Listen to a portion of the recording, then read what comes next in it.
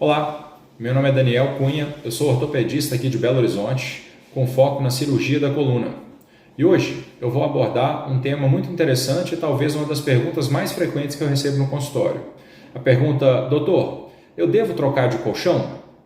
E essa é uma pergunta boa, mas é uma pergunta com uma resposta muito difícil, porque isso depende de uma série de fatores. Então, o objetivo hoje não é dar uma resposta pronta, uma receita de bolo que vai servir para todos os pacientes. Na verdade, o meu objetivo hoje é passar as informações que a gente tem da literatura, informações baseadas em fatos, e para que você, paciente, possa tomar a sua própria decisão, para você se decidir se você precisa ou não, e não cair em contos milagrosos do marketing do colchão, colchões que vão fazer isso ou aquilo, tá? Então, vem comigo que nós vamos focar na literatura, nos trabalhos, nos estudos científicos, nas publicações internacionais para chegar a uma conclusão. Vamos ver o que é a densidade do colchão, se ela interfere mesmo ou não e quais são os caminhos que a gente pode tomar, tá? Então, como eu mencionei antes, com uma grande frequência o paciente chega no consultório e fala: doutor, eu tenho muita dor nas costas, minha lombalgia é muito forte, será que eu devo trocar de colchão? Ou então ele já chega e já trocou de colchão e não teve aquela resposta que ele queria. E ele pergunta: será que eu troco de novo? Será que eu devo trocar de colchão? E a minha resposta quase sempre é: eu não sei. Mas calma, eu vou te explicar por que eu não sei. Mas antes da gente entrar nesse assunto, eu queria primeiro avisar: eu não tenho nenhum vínculo com a empresa de colchão e eu não sou especialista nessa área de sono, de colchão, de biomecânica do sono.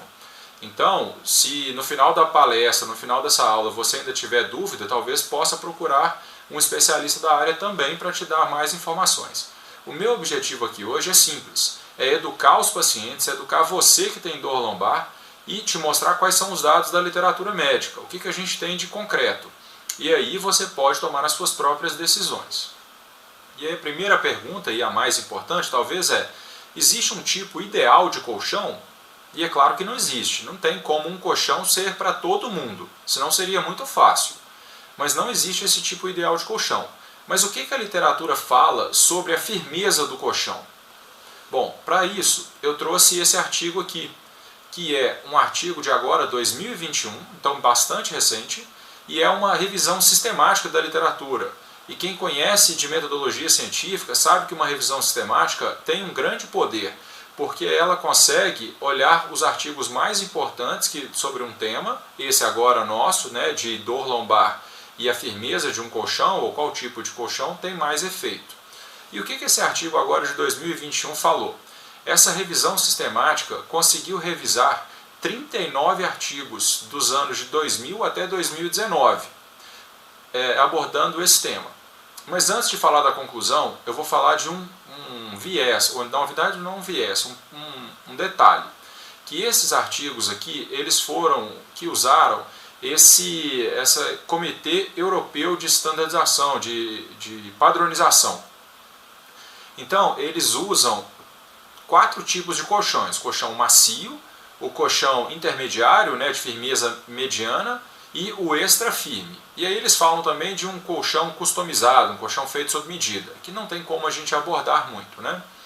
E qual foi a conclusão desse artigo? Bom, esse artigo mostrou que para a maioria dos pacientes, colchões de firmeza mediana a moderada, né, tendendo para o médio firme, eles têm um resultado melhor. Esses pacientes apresentam menos dor lombar ou mesmo evitam a dor lombar, a lombalgia e também até dor no ombro.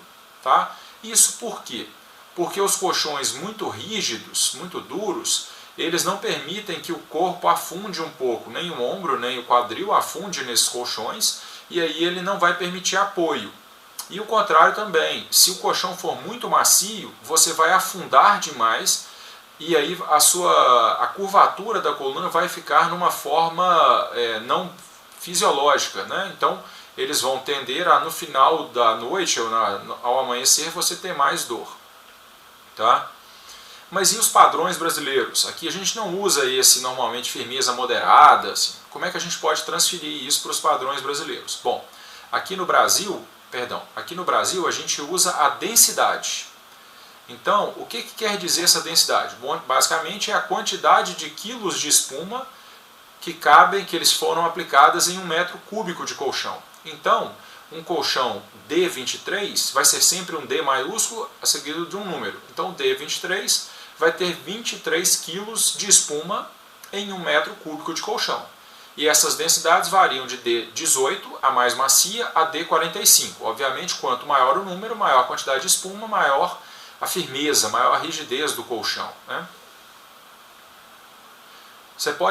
Muitos vão ver que quando vocês forem comprar colchão ou procurar, vai ter esse selo dessa marca Pro Espuma, que na verdade vem da Inner. E o que é essa Inner?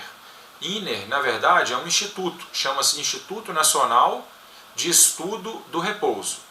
A primeira ressalva que eu faço é que a Inner foi fundada, foi montada por um grupo de empresas que produzem colchão a fim de certificar a qualidade dos colchões. Então, ela é um órgão privado, ela é um órgão feito por indústria de colchão, não é um órgão do governo, por exemplo, Inmetro, né? E a gente tem que ter um pouco de cuidado. E a Inner, ela disponibiliza uma tabela que ela chama de tabela de biótipo, que é feita de acordo com a sua altura e o seu peso. E aí eles definem qual é a densidade de colchão ideal para você. Essa aqui é a tabela. Então a gente pode ver que num eixo tem o peso, no outro eixo tem a altura. E isso aí ajuda a entender qual é a densidade ideal para cada pessoa. Só que essa tabela, primeiro, ela foi feita, até onde eu entendi, em 1984, ou seja, já tem muito tempo que ela foi feita.